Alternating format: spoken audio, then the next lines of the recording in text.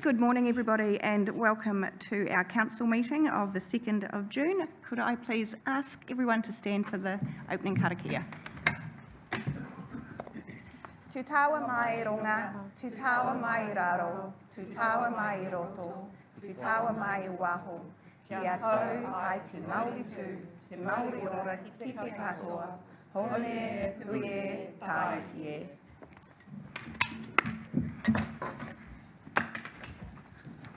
We have apologies from Councillor Simpson and apologies for lateness from Councillor Taylor. Do I have a mover? Thank you, Councillor Mawson, seconded by Councillor Crown. All those in favour, please say aye. Aye. Against? Carried. Any conflicts of interest? No. So I am pleased to welcome our guest speaker in the public forum this morning, Peter Grant, the co-chair of our Positive Ageing Strategy Advisory Group, to give us an update. So welcome, Peter.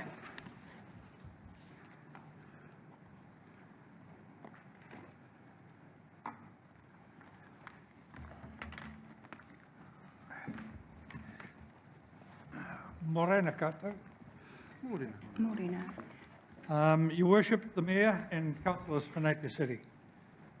As you're aware, my name is Peter Grant and I co-chair the Positive Ageing Strategy Advisory Group, commonly known as PASAG.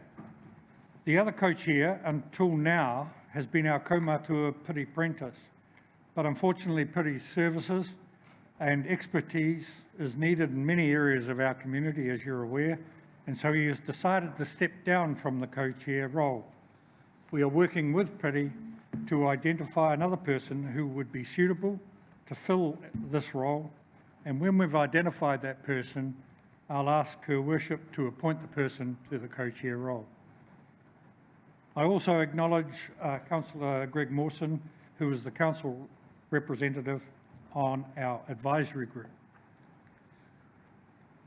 We asked for the opportunity to address the council on PASAG, to update you all on this very important project and to brief you on progress to date.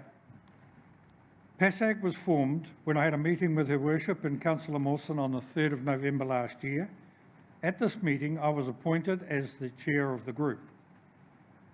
Prior to the disruption caused by COVID, Council had approved and adopted the Positive Ageing Strategy that staff and a team from the community had worked on for several years to produce. The Council had also previously made clear that in time they wished Napier to become designated as an age-friendly city. Adopting the strategy and the age-friendly goal was predicated by Napier's population already being made up of 20% of our community being 65 plus, well above the national average of 15%, and that by 2040 the percentage would rise to 26% of over 65s, which would outnumber children in our city. Staff had already been working in the background with a number of organisations already doing a lot of good work in the ageing community area to work together as part of PASAG in achieving the best possible outcome in the ageing area. So PASAG is made up of the co-chairs, 22 representatives from various age caring organisations and relevant government and local organisations, with the very able assistance of a Napier City Councillor and 2 Napier City Council support staff. So we are a big group which can create its own issues. However, to date, meeting numbers have been impacted by COVID, as well as by staffing issues and workloads in some departments and organisations. Those that have attended the 6 meetings we have held to date have worked extremely well together, have realised fully the opportunities and responsibilities we have as a group, and have collaborated to establish already some understanding of the needs and the priorities we need to focus on. The vision we have adopted is that approved by the Council, which is living well, ageing well. And to achieve the vision, we are of course focused on the 7 priority areas for action and approved by the council, which I remind you are health and wellbeing, getting around, things to do, being safe, housing, community spirit, being informed and involved. Our meetings to date have been focused on pulling apart and analysing each of these focus areas to identify where we as a city are already doing well in each of the priority areas and ensuring we understand how we keep doing well in those particular areas. We are also looking at where we need to do better and what that might mean, and setting a base against which we can then develop a sector-wide action plan. What I mean by sector-wide is that this strategy spans all sectors. It is not just something council can action in isolation. Hence, we are committed to working alongside other agencies and groups, and with their commitment, identify actions that we can individually and collectively deliver upon. To achieve this, to date, we have broken the PASAG into working groups to brainstorm ideas in each of the priority areas, and have then used the designated leaders and experts in each of the 7 priority areas to give their views and ideas and issues as identified in the brainstorming. Again, the input and collaboration has been first class, and I think already, as a group, we have developed a very open, committed and collaborative culture, which bodes well for the future. We have also developed a positive ageing page on the Napier City Council website, on which we already have some of our base documents for reference and perusal of any members of the public. And we have online a feedback form where we hope eventually that members of the public will highlight ideas, concerns, comments, etc., which might inform our work a bit better. We are, of course, also very interested in what other cities and communities are doing, and will look to grab ideas from them as well, and similarly make our ideas available to them. We are very fortunate to have one of our council support people attend the online National Age Group Network meetings, an initiative that the Office for Seniors has recently set up for local government employees working in the age-friendly space. As such, we see this project having a very long life to realise the strategy's vision. This is an area where technology, new developments and new ideas will always arise. At the same time, we are very conscious that we need to get runs on the board early so that the council and community see value in supporting our endeavours and positive results from the actions we put in place. So already we've made a couple of submissions on behalf of PASAG to several of the areas where the council is undertaking consultation. We will continue to make submissions as part of our advocacy role on issues where we consider there is an impact on older Napier residents and on the positive ageing strategy. To date, we have provided submissions on the council's housing review, on which we presented at hearings on this application. I might add that at the hearings, Her Worship gave out a challenge, and as a result of that, PASAG has agreed that we will write to all political parties, and hopefully particularly to local MPs from those parties, and in the lead up to the elections, requesting a definitive response on the issue of paying councils the IRRS to their community housing, and further their view on committing to a partnership with council to build more housing so that we can get people, particularly the elderly, out of emergency accommodation. Also, we have put in a submission to council, which I understand has already been heard, on the 22-23 annual plan, requesting funding for a full-time person within the council to work on the positive ageing area. Our belief is that this position would have hugely positive outcomes and payback in coordinating the work of the existing organisations already doing some really good work in the ageing area, and also ensuring positive ageing measures are included in all council projects as they develop to reduce the need for corrective work to be done down the track.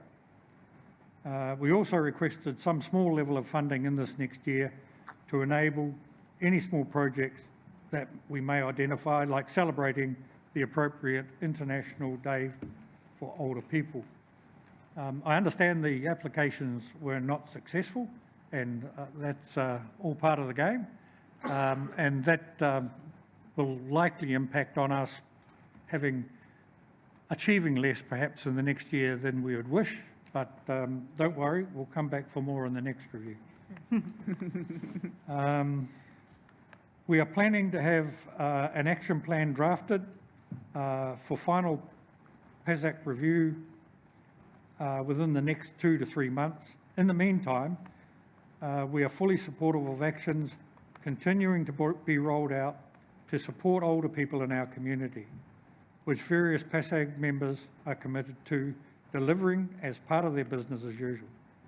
Once we have that action plan in place, we will then be in a position to assess the criteria for applying to become an international or internationally recognised age-friendly community. Thank you for your attention, and I'm happy to take any questions. Thank you very, very much for that update, Peter. It certainly sounds like there's some good progress that's been made by the committee in the relatively short period of time that it has been operating. So I will just open up to councillors for any questions that you may have. Councillor Bogue. Thank you. Oh, well done, Peter. That's really great progress. It seems like a lot has been discussed over a short period of time. You've taken all the different areas and brainstormed, each area, and I wondered if you had considered looking at that as an organisation and focusing on one or two that would be achievable within, a year or 2 years, rather than, the whole lot all at once. Yes, we have. At the moment, we've got a plethora of data, some of which interacts on each other. And so we're trying to, our next move is to sit down and try and make sense of that, and out of that identify priorities, which we're very conscious that we want to find some, to use the term, low-hanging fruit to make a mark. We want to communicate that with the public to let them see that that there is a council initiative in this area which is working, and this is what it's achieving. And I think that's particularly important before the election, because I believe as part of the organisation that we should acknowledge and recognise what this council has done in starting this project and supporting it. And we believe there are things we can achieve fairly quickly. We believe our input to the housing situation was relevant, and that it added to other good comments made, and council's taken that lead, and it's and we'll continue to make comments around all of those areas. As an organisation, I think it's fair to say we're very appreciative of the amount of connection with the community that council's trying to make, and consultation, because the problem for me at the moment is trying to keep up with them, and to put together a relevant submission, which I can talk to the PASAG about before we actually put it in. But I mean, it's better to have too much of that rather than not enough. And I think council deserves great credit in the community for what it's doing in the consultation area. But so yeah, that's where we're going, Councillor Bogue, at the moment. We will identify some things. The housing submission and the one on staffing, or on the annual plan, were two areas that we saw as being needed addressing. We see housing as being one of the central priorities to the other six, really, because if the housing works, then it makes things like transport information sharing and involvement and all those things are a heck of a lot easier. So we heard from Katie Nimmin last week in some detail, the week before was it, and on transport and what they're trying to do and look at in Hastings. And we're trying to convince her to do a trial in Napier as well, and see where we go with that. Thank you. Great. No further questions. I guess I knew that you would take up the challenge around the housing. I could count on you for that. So thank you very much for making that commitment to partner alongside us as we seek that funding from central government. And I guess with regards to the annual plan, can absolutely understand your disappointment that we weren't able to accommodate that additional resourcing in this year's budget. Unfortunately, things were already pretty tight, but we'll certainly be working hard to ensure that the current resourcing that's dedicated to our positive ageing area is there to support the committee and do everything that we can with the resourcing that we have. So. Thank you for that. And thank you once again for coming to update us today. Much appreciated. I think if I keep coming to these things, you better put me on the staffing salary again. Well, either that, Peter, or you could run in the upcoming elections. That's what I tell everybody else who criticises. Don't feed it back to me, please, Your Worship. Thank you very much. Thanks, Peter. There's no announcements from myself. Any notification of minor matters not on the agenda? Announcements by management? Kia ora koutou, no announcements today. Thank you. Confirmation of the draft minutes of the ordinary meeting held on the 21st of April 2022. Can I have a mover and a seconder for those, please? Thank you, Councillor Crystal and Councillor Brown. All those in favour, please say aye. Aye. Against? Carried. And on to our first agenda item of the day, which is the Chief Executive's report, and I would invite the Chief Executive to speak to that, please. Kia ora, thank you, Your Worship, and through you as Chair. The Chief Executive report again summarises a pretty busy 6 weeks for our council, but also just acknowledging that a lot has changed for us as we look to reopen to international visitors and a number of our COVID restrictions in terms of facilities being lessened over time. So a couple of points, I'll take the report as read, but a couple of points I'd like to draw your attention to. Firstly, which has happened since the writing of the report, Napier City Council have taken out the New Zealand Award for our management team. Now, this management team is a hotly contested simulation-based exercise that's run across a number of councils where our teams are thrown into a number of different exercises which are relevant to local government, and we're really proud that Napier has won that New Zealand title.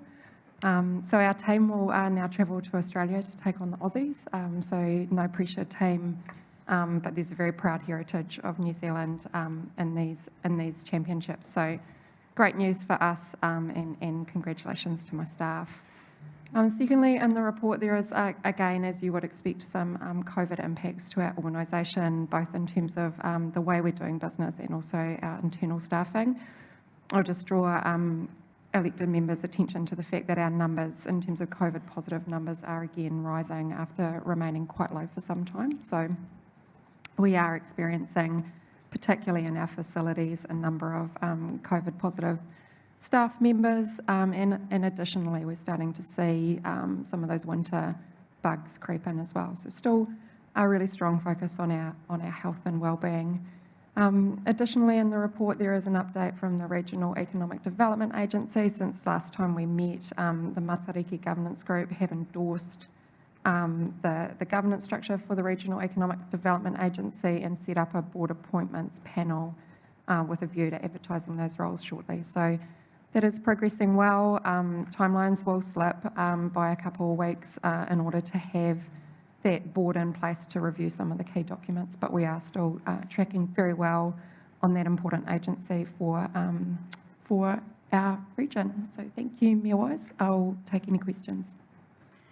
Thank you. Councillor Crystal. Just a wee update. Currently we're in this building, War Memorial Restoration. I noticed that it's on orange and we've had some issues with the tender for the plaques and for the quantity survey. So can you give us a little bit of an update? Is that going to affect the time of the project? As we have been consistently saying, like, we are still on track to the best of our ability to be opening, not just before March next year, but as soon as possible. That said, there's a number of different factors still impacting our ability to deliver on, above ground infrastructure. But there is nothing in this report that I would be suggesting, Councillor Crystal, is of concern to you or the community. While we're on the War Memorial, I was intending to ask for a quick update from council officers on that when the paper comes later, but since we've opened up that for discussion now, I'd like to invite Steve Gregory just to give us a brief update on some key activities that have been underway recently.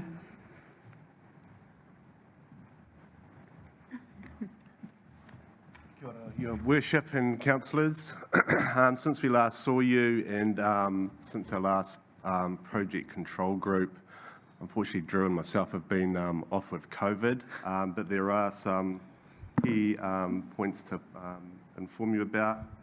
So consent on building and resource management is in play and is in process, and Brian Faulkner is working with Mark Goodson from Willis Legal on the boundary adjustment. And our tender on the plaques, we invited 5 and unfortunately only 1 came back. The reason for the 4 that didn't put forward was purely because of workload. So what we're doing with the candidate that did come through is they're working on an individual plaque and doing work on it to our requirements, and then we're going to get Tracy Hartley, our heritage specialist, to work with us to ensure that it is up to a standard that we are happy with and our community are happy with as well. And if we're happy, we will proceed with that applicant. That is really all at this point in time. Thank you, Steve, and appreciate you might not be able to answer this question. It may have been more one for Drew, but my recollection is that we were also due to go out for tender soon with regards to the actual construction contract. Do you know where we're up to? No, unfortunately, but I can come back to you early next week on that. Okay, thank you very much. Any other questions? Deputy Mayor Brosnan? Thank you, Your Worship, and thank you for the opportunity to have a conversation about the War Memorial. You'll remember from the People and Places Committee, I asked a question of Drew, I'm not sure if this is more Chief Executive for you, Steve, around the Roll of Honour recommendations and the adoption of those. And at the time, I think the response was we had been managing that in an ad hoc way, but we need a bit more certainty around how that's going to be managed going forward. Yeah. My concern is how are we tendering for the work on the Roll of Honour without all of those recommendations having been implemented yet? I wonder if someone could give me some certainty around the process that's working. I'll hand you over to our Acting Director, Darren, on that. Through the Chair, I've kind of taken a bit more ownership on that run. I've brought back in the resource who looked at the Roll of Honour in the first place to give us some expertise and work through defining a process to give us a bit more confidence in that area. So I got onto that this week, and we should have a really strong process we can bring back to councillors in the coming weeks.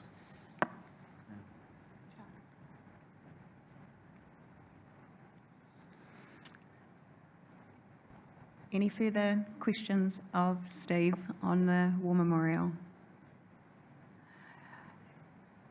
Excellent. And I understand, because we had also asked at the People and Places meeting for an update on the financials, but again, due to absenteeism from being unwell, that hasn't been completed, but we will have that brought to us in the near future as well. So in our project control group, budget is obviously discussed, so I can give an update on what we've spent year to date. So 185,000 has been spent on the project. with a budget of 1.5 and the extended 500 further. Oh, excellent. Thank you very much. So that's 185 in total has been spent to date on the project with Correct. obviously a total budget now of 2 million. Correct. Excellent. Thank you for that update, Steve. Much appreciated.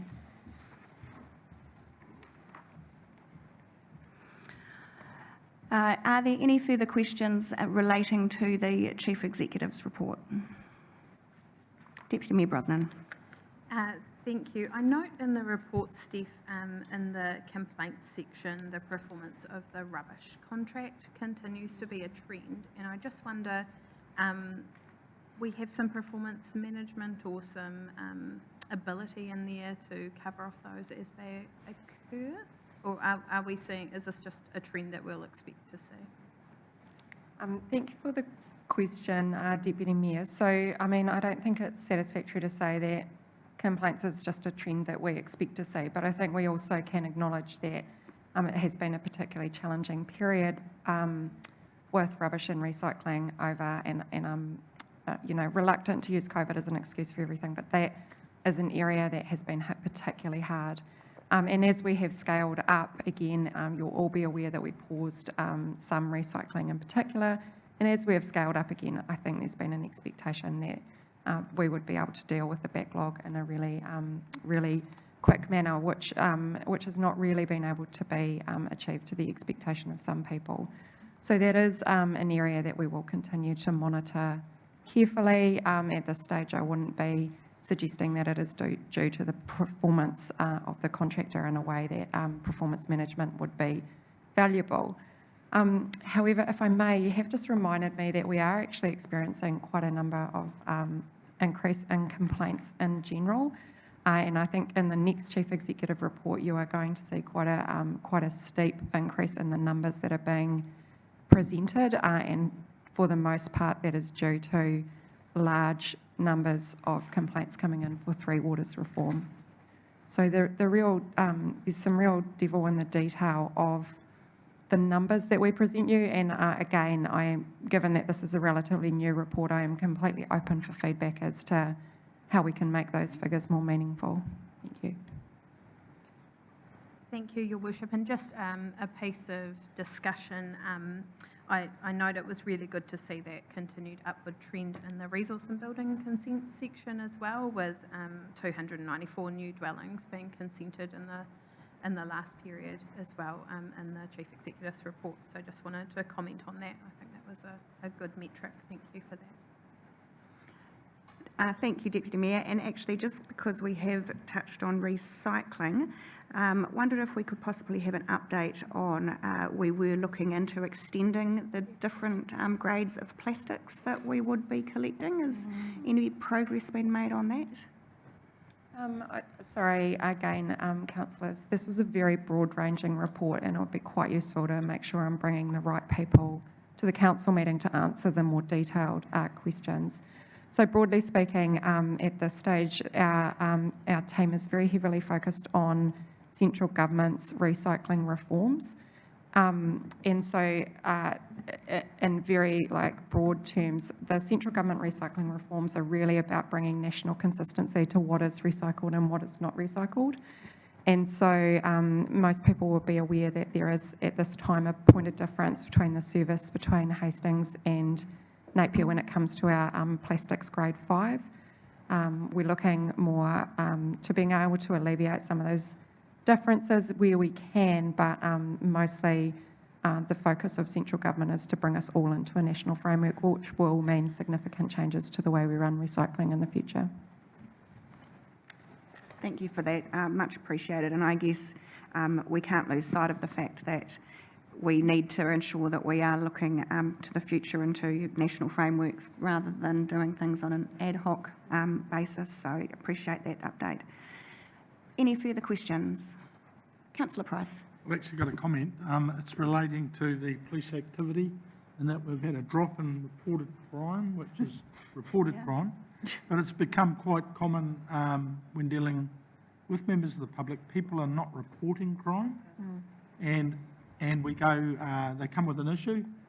The police stats say there's no problem in the area because it's not reported, and I just think we need to encourage people to report crime no matter what, and that even if we looked at giving it some publicity, because then we will get a really fair, accurate trend of crime which we can work on. But the danger of reported crime is the unreported. Thank you. Thank you, Councillor Price. And I guess it's that 10.5 number as well, and the online 10.5 that we need to be ensuring people are aware of if it's not something that they require urgent assistance with. So it's a very good point. Thank you. If there's no further questions, could I have a mover and seconder for the Chief Executive's report, please? Thank you, Deputy Mayor Brosnan. And Councillor Crown, would you like to speak to that? Thank you. Through the Chair, just quickly. Again, it's fantastic to have this report. The one thing that I do want to comment on is actually the rental levels in our city. So there's now only $100 difference between areas that people might think of as vastly socio-economically different from each other. So it's really highlights the squeeze and the issue that we have in our city. And as Mr. Grant reminded us this morning, housing is an incredibly important topic. If we get that bit right as a city, then it has positive flow on for other areas. But if we get it wrong, then it just perpetuates negative situations. So yeah, I'll be closely keeping my eye on how those things progress. So thank you for the report. Thank you. Did anyone else wish to speak to the paper before I put the motion? Councillor Brown. I just wanted to say I really appreciate the legislative updates. It was a really nice, succinct summary of the vast plethora of change that we've got on in that space. So thank you. Councillor Bogue. Just another suggestion. I was wondering if, and I don't know if it's part of the pulse, but if we could have the number of people in Napier on the social housing register reported as well, because that's a really good way of seeing how many people are, struggling to find accommodation. Yeah, through you, Madam Chair, that is a difficult metric to report on at times, and like other members of the public, our process for that is to OIA the information ourselves. So we are looking at a much more comprehensive way of addressing those numbers going forward, so that we can really work to understand the pipeline going forward. But there's a metric that you'd think would be quite easily available, and but through a different system. Thank you. I think just following up from that, on the social housing register that's published every 3 months, it does say quite clearly how many are in Napier. That's the number I was thinking of. Apologies, Councillor Brown. I was also thinking in my head about numbers of people in emergency housing and what makes up those, what makes up the detail of the metrics. Thank you for that clarification. Okay, if there's no further speaking to the motion, I'll put that. All those in favour, please say aye. Aye. Against? Carried. Next up, we have the proposal from the Art Deco Trust Memorial Square Community Rooms, and I would invite Brian to come and speak to the paper, please.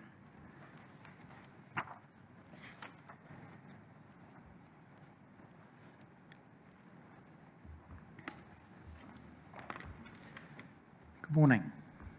Morning.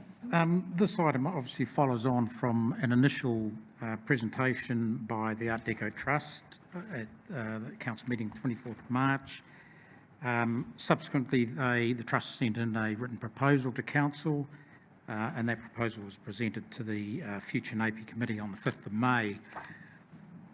As part of that resolution of that committee on the 5th of May was that a memorandum of understanding be brought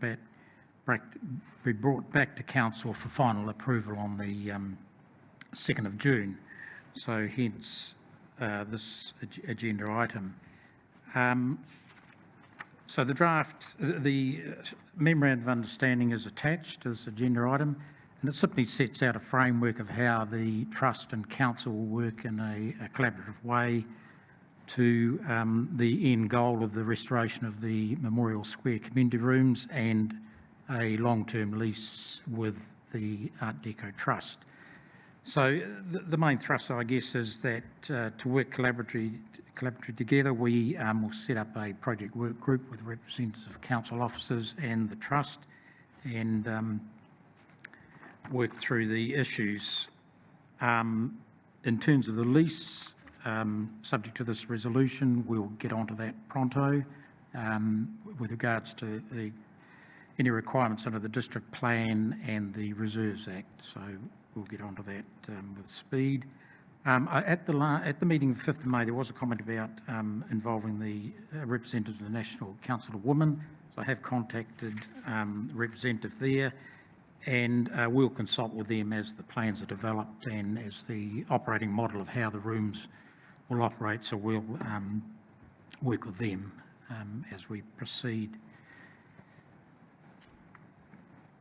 So I don't intend to take you through all the clauses of the draft memorandum of understanding, but take it as read and happy to answer any questions. Thank you, Brian. Councillor Bogue. Thank you. I just wondered, Brian, the rooms are referred to as the Memorial Square Community Rooms, and I wonder if that's the correct name. I thought it was the Women's Rest or something. The name was officially changed to the Memorial Square Community Rooms, 20 years ago or so. Okay. It did start life as the Women's Rest, but the official name is the Memorial Square Community Rooms. And just one other little thing, I see the National Council of Women, it should be women, plural. Just there's a few other references like that. My mistake. No, that's okay, just a little typo. Thank you. Apologies for that. Councillor Crown. Thank you, through the chair. Kia ora, Brian. I was just wondering what the provision is around both parties being able to appoint to the project working group. Has there been, is it very tight as in who we can choose to have on there? Because I'm just thinking from the perspective of the National Council of Women, whether consulting is actually the right level or whether there would be benefit in us being able to actually have a representative on that project group to enhance decision making? I'll just defer to the Chief Executive. Thank you. Through you, Madam Chair. So the Memorandum of Understanding does set out and the ability for the working group to invite additional people to be part of the working group and provide their expert advice and assistance. I think that's a really important part of the MOU as we move through this project. But as a standing person, I suppose it's something we can take offline and talk about. Yeah, through the chair, in my discussions with the representative, that wasn't their expectation, but definitely to be consulted as we work through matters. Deputy Mayor Brosnan. Morning, Brian. Thank you for the report. Just a couple of clarification questions from me. One is, we're proposing to lease the whole building to the Art Deco Trust, and there would be community use as appropriate as well, and ancillary community use. Is that? That is, through the chair, that is the proposal, yes, that the entire footprint of that building is leased to the trust, and then we'll work through a operating model of use for community groups, etc. Perfect, thank you. My second question through you, Your Worship, is so understand in reading this that there is an advertising of the intention to lease as part of the process because it's on the land designation it is. When would we intend to do that? I would get that underway after this meeting, but I can't give you an exact deadline because we've got to meet newspaper close off. So the intention is that after, subject to your resolution, we'd get onto that next week. But I can't give you any guarantee. As soon as possible is what you're... Yes, because I read this resolution, if it's passed, as an agreement in principle to release. So we'll then advertise that pursuant to the Reserves Act. Perfect, thank you. And Your Worship, if you're happy, just a small piece of discussion as well. Noting the establishment of the project working group, which I think is the first time Council's seen that way of of working on this project. I'm just to fellow elected members, I'm wondering if, because of the really high political interest in the success of this, if it would be worth having someone with, say, the tourism portfolio join that project working group, so that we as council can keep well informed as well. Just putting that out there in discussion. Thank you. Anyone have any comments to make on that? Noting we have up to 4 appointees that we can make onto the working group. Okay. That doesn't need to form any part of the resolution today, but thank you for bringing it to table. And Councillor Wright. Good morning. I've just got a question for Mr. Faulkner. Brian, you've said that you are going to be moving everything as quickly as possible. So given that statement, when do you think it will be possible to have a lease ready to sign and the keys to be handed over to the trust? Through the chair, well, we've got to first of all publicly notify and give 1 month's period for any objections and what have you, and then once we've got to the end of that period, we would come back to council for a final approval, the Reserves Act of the lease, and after that resolution, then the lease could be signed. But in the meantime, we can give the trust early access, and in fact, the lease would give the trust. It's proposed that the lease would become operative from the Code of Compliance of the building project, but so that's when their activities would occupy. But but in the lease, there would be a condition that they would have the trust would have early access for due diligence and other matters. Thank you. That's great. And just as an extra comment, just on behalf of the trust, thank you very much, Brian, for all of your work to date. I know it's been a tight time frame for you and anyone else that's been involved, and so thank you very much. Through you, Your Worship, can I also just ask Director of City Strategy to also reply to the question from Councillor Wright? Through the chair, I just need to, I guess, flag that we have to be careful not to predetermine some processes. So there is, while we're doing every endeavour and we don't think there will be any issues going forward with those regulatory processes, it's important that we do have no predetermination. So we have to allow those things to run their course, and then at the end of those, as soon as practical, we can hand over the keys, if you know what I mean. Thank you. Councillor Tapani. Thank you, and through you, Your Worship. And just with regards to the invitation around a discussion point from the Deputy Mayor, I'd be supportive of the opportunity to have an extra set of eyes that has a different lens. So that's a welcome input, given the learning experiences we had around this very facility we're sitting in. So, and that leads me to my question.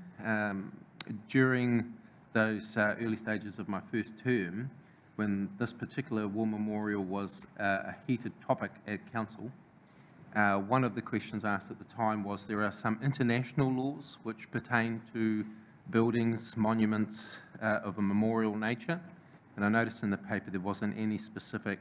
Not that that should be, but I'm just seeking from staff whether or not that is a factor we're cognizant of as we continue to work on yet another war memorial in our city. Well, through the chair, because of the heritage status of the building, Memorial Square, community rooms, a resource consent in terms of the upgrade and the restoration will be required, and I would assume those considerations will be taken into account in the resource consent process. To speak further on that, having lived and breathed the War Memorial restoration. It's the ICOMOS standards that you're referring to, Councillor Tupney. And I don't actually know that they would necessarily be covered in the resource consent, but I would see that ensuring that we are actually aligned with those standards very much sits as a responsibility of the working group. And obviously we would be having councillor support with our heritage officer involved in that, and having learnt from the previous experience, it will be very much front of mind. Thank you for that confidence. Any further questions? No. I am therefore happy to move the motion from the chair. Do I have a seconder? Thank you, Deputy Mayor Brosnan. So I'd like to reiterate Councillor Wright's comments to yourself, Brian, and other council officers that have pulled this together to present to us to council today. I see this as a really exciting opportunity to restore and rejuvenate one of our key city assets at the lower end of Emerson Street, and an opportunity to really revitalise that part of our city by bringing in one of our trusted partners in the Art Deco Trust to actually operate from and manage the community access to that building. So I'm looking forward to progressing and obviously ensuring that we are meeting all of our requirements in terms of regulatory functions, heritage and ICOMOS standards, and just making sure that we have a really robust process and produce something very special for our city. So very happy to move this motion. Deputy Mayor Brosnan, would you like to speak to this? Thank you, Your Worship. I just wanted to take a moment, I suppose, to reflect that this was a community up project, born out of the community, brought up to us to enable, and wanted to, I suppose, make the comment that whilst we may have had a bit of a rocky start while we figured out the right process to make this happen and work through all of the designations and regulatory matters, that I'm really confident in the time that I've spent speaking with the Chief Executive, the Director of our regulatory team, as well as the Trust, and I thank them for their patience as we worked through those. I'm really confident that we will be able to satisfy Section C of the memorandum, which is that we work to proceed in good faith in a collaborative and constructive manner. And I'd like to give this table and the Trust confidence that I think we are all on the same page with making this project work. So thank you for, Brian, you in particular, the amount of hours. I know you pulled your hair out a little bit working through this so quickly. There was much left anyway. And it is very much appreciated by the table. Thank you. Thank you. Would anyone else like to speak to the motion? Therefore, I will put that. All those in favour, please say aye. Aye. Against? Carried. Thank you very much, Brian. We'll now move to our reports from committees, and first up we have the reports from the Napier People and Places Committee held on the 28th of April, and I'd like to invite Steve and Jane up just to give us an update on the Visitor Information Centre, please.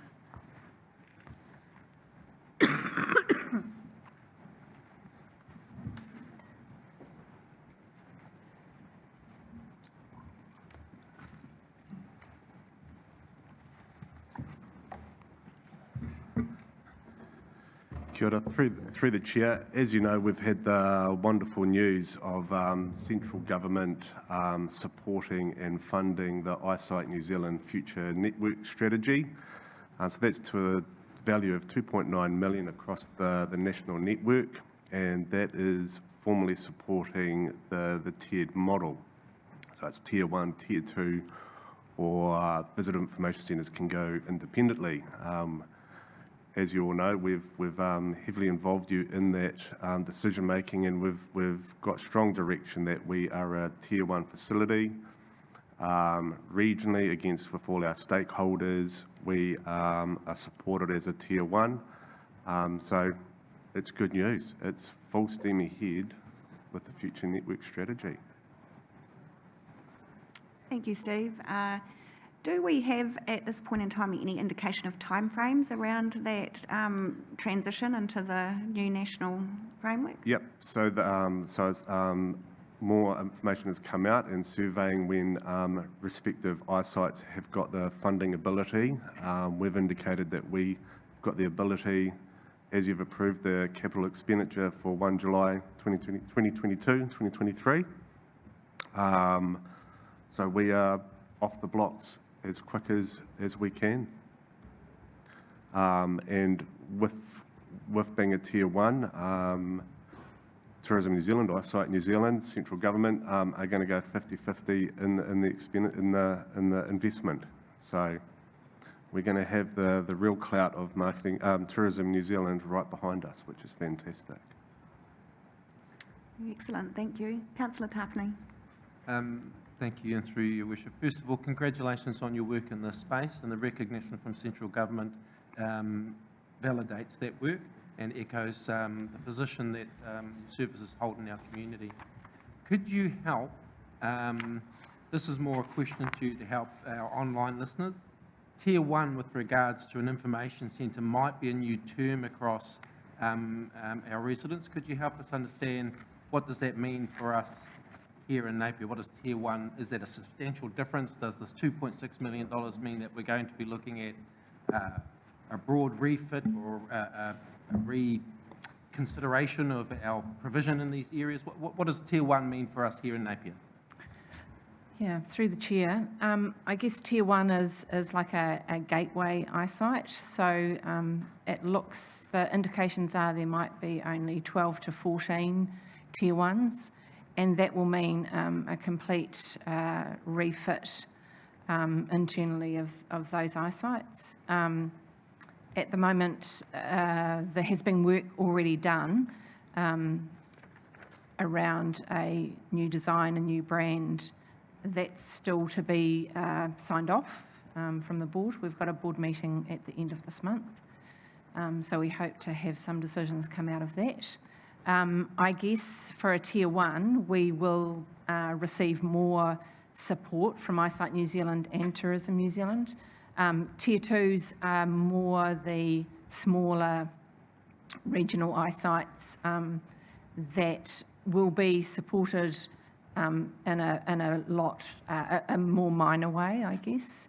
One of the things that we had proposed is to bring on a business development manager to work across the eyesight network, but they would be really working more with the Tier 1s because that's where there's a lot more, I think, traction to be made in the bigger eyesights. And for your information, Hastings has looked at, they'll be probably a Tier 2, and Havelock North will probably be like a satellite. So there's a sort of a 3-tier, I guess. Yeah. Supplementary, if I may. I appreciate that we'll be focusing on those Tier 1 outcomes to maximise the opportunity for Napier. Yeah. Is there any corresponding work around how we would network with our Tier 2 and satellite campuses so that we get a more regional coordinated effort in our tourism sector? Yeah, sure. We work through the chair. We work really closely with our regional partners now. We also have a set up that we have an Eastern and Central meeting once every 2 or 3 months. So we work with the wider Eastern and Central, so that includes Wairoa, Gisborne, Apotiki, it goes all the way up to Tauranga. So yeah, there is a really good structure already. We also work in with Hawke's Bay Tourism, so we do some work with the Hastings Eyesight, Napier and Hawke's Bay Tourism, so we've got some things working with that group as well. Fantastic. Yeah. So it sounds like even though we're full steam ahead, the train's been moving at some pace for some time. Through the chair and further, I think a point to really make, and we made it at the Napier People and Places, is there's been a real identification that we need to tell local stories, and that is the exciting opportunity with this, is we can tell our Napier Hawke's Bay story, and it's something that we've identified that we don't do as well as we should. So it's an important and exciting opportunity along with all our stakeholders, and it gives us that further opportunity to sell our uniqueness. invite people to Napier. Supplementary, that's fantastic information, and I really look forward to seeing those stories develop. By extension, does Te Wakarangapu, I know that our teams and our departments work quite closely together, and I'm cognizant of the recent Mana Ahuriri settlement, and so I'm wondering whether our Te Wakarangapu has a prominent feature in the strategy development around articulating those stories. Through the Chair, most definitely, Thank you. without doubt. Councillor Crystal. Through the chair. Thanks for that, Jane and Steve. Just the money, the 2.6 million, is that just for the tier ones? No, so that's for the whole restructure. Yeah. So then how's it going to get divided up? Like, how do we know how much is going to go towards Napier? Yeah, through the chair. So it's 2.9 million, Oh, 2.9. which is exactly what we asked for. Yeah. So at the moment, Eyesight New Zealand are going out to all of the eyesights to sort of firm up, if you like, which tier they're sitting in and which financial year, because the funding is over a 3 to 4 year period. So all of the money won't be available in the first financial year, it'll be spread over. And so they're getting an indication now who's ready and who wants it pushed out to year 2 or 3. And what they will do is there will be a budget set out that will be money set aside for fit outs. There's already been, as I said, there's already been design and brand work done. Tourism New Zealand has funded that, so Eyesight New Zealand doesn't have to fund that. We were really wanting to front foot all of that work so that we weren't confident of getting the funding, but if we did get the funding, we'd be ready to go. So it's really good that all of that work has already been done. And then they will see how much is needed by all of the eyesights. As you appreciate, tier 2 and the satellites won't need as much funding. So yeah, and then they'll allocate the rest out to the other streams of work that we had set out. Through the Chair, and further, as you can appreciate, 70%, correct me if I'm wrong here, Jane, of the network is owned by councils throughout the country. And look, Eyesight New Zealand, Tourism New Zealand are very conscious that funding will be an issue for many. And they were very conscious of LTP rounds. So for a lot, they won't be able to afford this until the next LTP round. But I do appreciate your support and approval and direction so far to allow us to steam ahead as fast as possible to date. Councillor Bogue. Just through you, Madam Chair. Just some questions about iwi or tangata whenua involvement in any of these structures. Are they involved at all and consulted or represented on the regional body? And when we talk about telling our stories, of course, there's a huge input into our stories from, pre-European settlement, which, is important to be told also. So I'm wondering where we sit on all that. Yeah, through the chair, I think from a national body, certainly Tourism New Zealand, Eyesight New Zealand have been sitting around the table with a lot of those entities. There's been a lot of work done already, and I guess now that we have got that funding, we can certainly do that regional. Absolutely, yeah.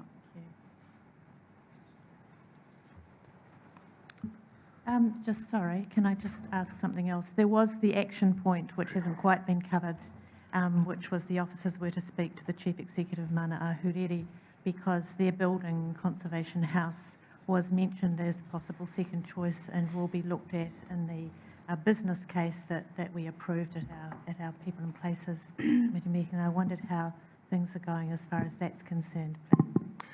Through the Chair, yes, Liz Munro and I have been liaising with one another. Her commercial team is looking over the report. We've given them full access. They've been invited to Napier People and Places, and obviously this morning. And Liz and I and their commercial team are looking at a formal meeting next week. All going well. Excellent, thank you. Okay. Any further questions? Thank you very much for the update today. We will hold off and we'll vote on these in bulk.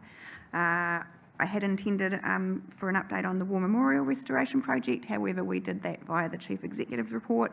But I would just like to ask Darren to give us a brief update on the Civic building demolition, please.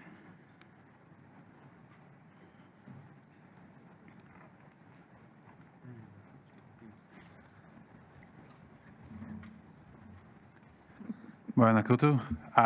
Demolition, I can't really tell you a huge amount that because we're in the tender process. So we received 8 tenders, which is fantastic, probably more than we expected. We're currently in the evaluation stage, so we've done the initial evaluation and we'll be doing the moderation on that tomorrow as a panel. And once we've done that, we will then make a recommendation to the tenders committee on who we'd like to take forward to do the demolition. So on track. And the interest level was fantastic, and the standard of tender was really good as well. It's going to be a hard choice to make. Excellent, thank you. And so in terms of timeline, can you just remind us when we might actually be seeing the demolition occur? So the preliminary work, depending on the availability, will start end of July. So that will be start hoardings, doing the preliminary salvage, so anything that can be stripped out of the building, and then the main demolition happening August, September.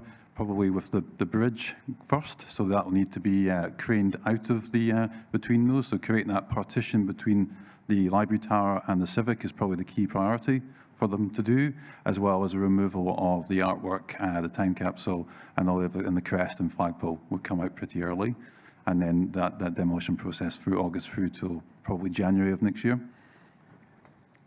Excellent, thank you very much. Any further questions? Thanks very much for the update. No worries. So we have 2 decisions of council that we don't need to vote on today. So the 3 are the Visitor Information Centre S17A review, the Napier War Memorial Restoration Project update, and the update on the Civic building demolition. Do I have a mover and seconder? Thank you, Councillor Bogue and Councillor Mawson. Did you wish to speak to any of those? Therefore, I'll put the motion. All those in favour, please say aye. Aye. Against?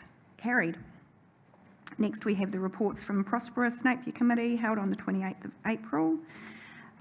We do not have any updates on any of these, so I will just read through them and we will pass them as a group. So Health and Safety Report, Q2 year to date, the Hawke's Bay Museums Trust Draft Statement of Intent and Financial Reporting, Financial Forecast to 30 June 2022, and the Hawke's Bay Museums Trust Annual Report for the year ending 30 June 2021.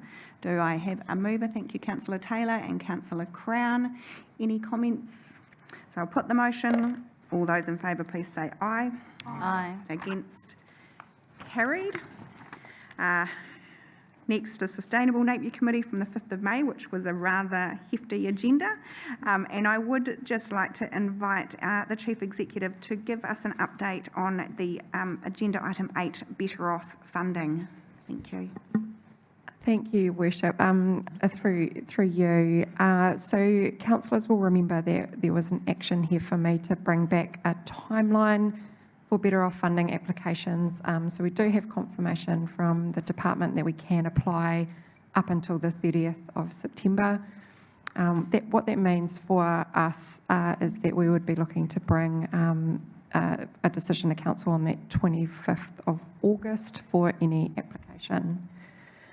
If I also may take you to the resolutions, because there was a lot of discussion about that, and we do now have some clarity. The first resolution you made was that we could approve that an application be prepared subject to you being able to continue to exercise your democratic right. So we now have in writing from government through the DIA that indeed you will be able to have the freedom to express your views on the Three Waters reform and for that not to be contradictory to any arrangements that we make for this funding. Secondly, there was finally really, there was a view from council that any application to the Better Off funding, that I would need to confirm that it wouldn't affect the council's ability to deliver our own program. There were 2 aspects to this. The first one was that there are clauses in the funding agreement that could be interpreted that the National Transition Unit for Three Waters was able to second staff at their will, really, is one way of reading it. So we again have in writing that that is not the intention, and that the National Transition Unit understands that we have big, important work programs to deliver, and that any agreements for secondments into the Three Waters program would be through cooperation and agreement. The second part of that question is really difficult to answer until we bring you the Better Off funding application and we are able to assess whether we are aiming for things that will really enhance the things that are already in our long-term plan or something that is new. So we'll just return with a further discussion on that at the 25th of August council meeting. Thank you, Mayor Wise. Thank you very much. Any questions on Deputy Mayor Brosnan? Thank you, Your Worship. Just as you're speaking, Steph, especially around that Three Waters reform program for our staff, it raised a question for me. I remember an update from you a while back that you were saying the information requests and the requirement to provide information into the reform program was taking up a significant amount of staff resource. So acknowledging what you said around secondments, and I presume there would be some funding that would flow back from that. Has there been any discussion with central government around the use of our staff time now, and that being remunerated in some way, or is that 100% ratepayer funded, essentially at the moment, all of our staff's time feeding into that reform? Thank you. Thank you. Through you, Your Worship. So at present, the information that is needing to be compiled for central government's reforms are being ratepayer funded, but we have been told a number of times that there is a second package about to be released to compensate councils for this time spent in preparing the information required for transition. In terms of a timeline, we would be expecting to see the details of that this month. So government has stated their intent to compensate councils for the staff time and also the potential additional resources that may be required to continue on this transition. They have signalled their intent, but at this stage we have not received the details. So just kind of teasing that out through you, Your Worship, if that does not eventuate, so say that intention has been made, but, you know, when do you call enough, if you know what I mean, and start treating those requests under Lagoima, which obviously we have an ability to recover costs for? Do you let that go on for a month or 2 months or 6 months down the track? Could we still be expecting that package? Thank you, and again through you, Madam Chair. So the requests are different, and so some requests have actually been treated as a Lagoima already due to privacy issues or due to other issues. So we do assess that on a case-by-case basis. In the case where we did answer a request under Lagoima, it didn't meet the threshold for compensation. What we're working to, and Council will remember that firstly it gave me the delegations to participate with the National Transition Unit requirements. Secondly, Council is very much of the view that a Hawke's Bay model is an incredibly important way to go forward. So to answer your question, at this stage, much of the information that we are being required to do still fits within some of the work that we would need to do for a Hawke's Bay model as well. So we are constantly, it's not like for like. I can't say it's in the format that we would want to do it potentially in for our own Hawke's Bay model. But at this stage, I can provide you with some confidence that the work that we are doing still very much aligns with councillors' views on the best way forward. Any further questions? Councillor Tafney. So thank you. Through you, Your Worship, and I'll look to the table for direction around whether this is an appropriate space for this question. It just occurs to me that we haven't had any leading around the work on the fringes of our Three Waters reform with the Water Services Act. Now I'm thinking particularly around Te Manawa Te Wai and where that will play its feature role in our development and work going forward. And it just occurs to me that it hasn't been involved or preeminent in any of our conversations. So just, is this the right space to get an idea of where we're at with Te Manawa Te Wai, or will that come later. Through you, Your Worship, I think the appropriate space, if I may, for that discussion to be given justice is the regional collaboration days that we have with elected members across Hawke's Bay. And I accept that some time has passed since we've been able to give an update on those various work streams, but I do think that that is the space where we can update you again. And I believe we have a regional collaboration day coming up. 7th of July, I think it was. Oh, awesome. Okay. That's close. Wrong collaboration crew, yeah. Yeah, I think that is, it's a very challenging question that you ask, if I may, Councillor Tapane, to do justice. So I think we will bring ourselves together and turn our minds to that. Absolutely appreciate that, and thank you, Chief Executive. And I guess just to round off this quick update on the Three Waters reform, as the Chief Executive mentioned earlier, we have been receiving a large number of complaints and inquiries from our community about the Three Waters reform. So just a quick update. The next step in the process is the introduction of the Water Services Entities Bill to Parliament to decide whether the changes become law or not, and it is anticipated that will happen in the next week or so. So this will then enable community members to have what is actually their first opportunity to formally provide input into the reform process by way of a submission to the Select Committee. So Napier City Council, alongside the other Hawke's Bay councils, want to make sure our communities have easy access to all the information that they will need in order to make a submission and ensure that their views are heard.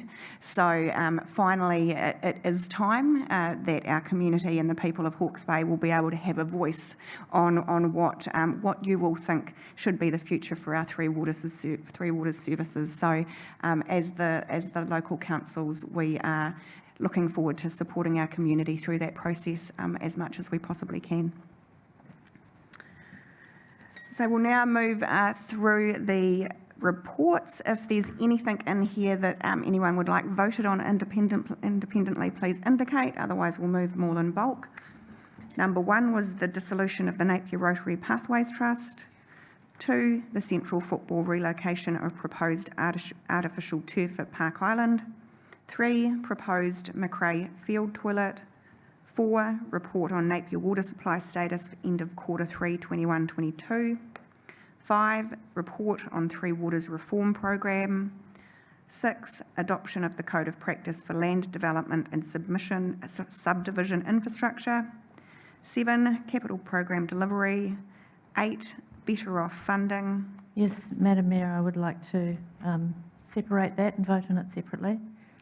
Are you intending to vote against? No, I voted against originally, but I still support the government's Three Water reforms, but I've decided to change my vote in support of this recommendation because I support the application. Thank you, Councillor Bogue. We won't need to vote on that separately if you're actually going to be in favour of the resolution. 9, road stopping and granting of easement over vested reserve Awatoto. 10, lease of reserve at Anderson Park to the Buzzy Bee Trust. And 11, initiation of process to change reserve purpose. Could I have a mover? Thank you, Councillor Price, seconded by Councillor Crystal. Did you wish to speak to any of those? I'd just like to mention one point, item 7, the capital program delivery. At the annual plan, someone questioned not getting feedback on some of our capital plans, and I was able to highlight them to this paper, which outlined both items they were talking about. So it's good to keep councillors informed, but it's also really good to keep members of the public informed if they wish to go and look at our agendas. There's lots of answers there for them. Thank you. Thank you, Councillor Price. No? Okay, I'll put the...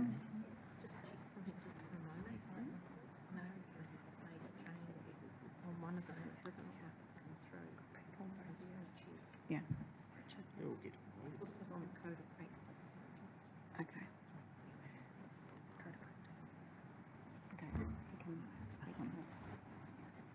Did you wish to speak to one of the items, Richard? Yes, I did. Thank you, Madam Mayor. I just wanted to update the councillors on some issues that were raised in the Māori committee around the code of practice by Te Kaha. And just to say that we had a really good discussion, or Fleur Lincoln did, with Te Kaha around the issues that he raised.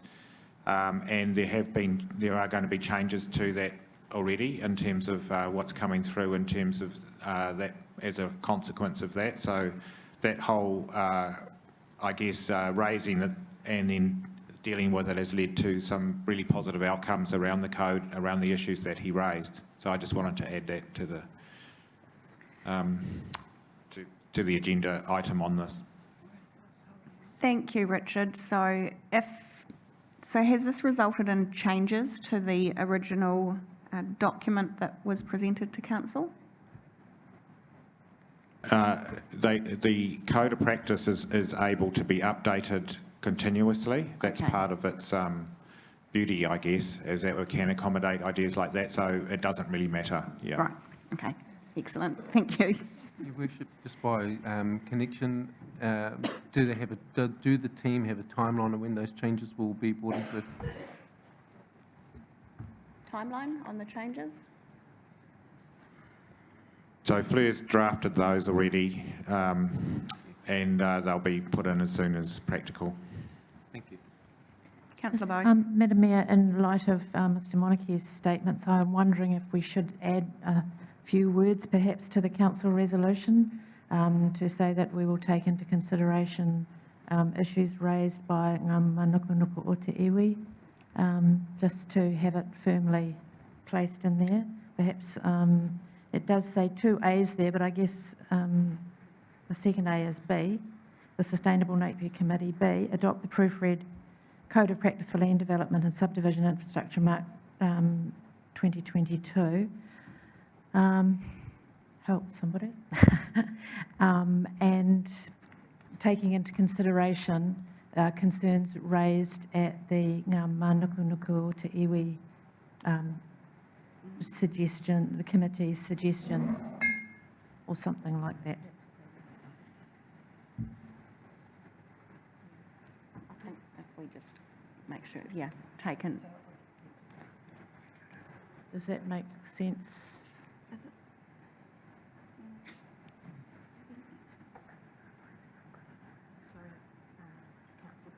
Yeah. We do already have that included in the resolution of Ngā Manukunuku o Te Iwi, so I don't know that we actually need to also include it in the resolution of Sustainable Napier. That's fine. It's in there. Thank you. Okay, thank you for that update, and I will now therefore put the motion. All those in favour, please say aye. Aye. Against? Carried. And lastly, the reports from future Napier Committee held on the 5th of May, the resource consent activity update and the proposal from Art Deco Trust. Do I have a mover and seconder, please? Thank you, Councillor Brown and Councillor Crystal. I'll put the motion. All those in favour, please say aye. Aye. Against? Carried. Reports under delegated authority for tenders let. Do we have any questions with regards to the tenders let? No. Can I have a mover and seconder? Thank you, Councillor Taylor and Deputy Mayor Brosnan. All those in favour, please say aye. Aye. Against? Carried. No minor matters are not on the agenda, so we will now move into public excluded. Thank you for moving that, Councillor Mawson, seconded by Councillor Tapney. All those in favour, please say aye. Aye. Against? Carried. And we will just have a short 2 to 3 minute break.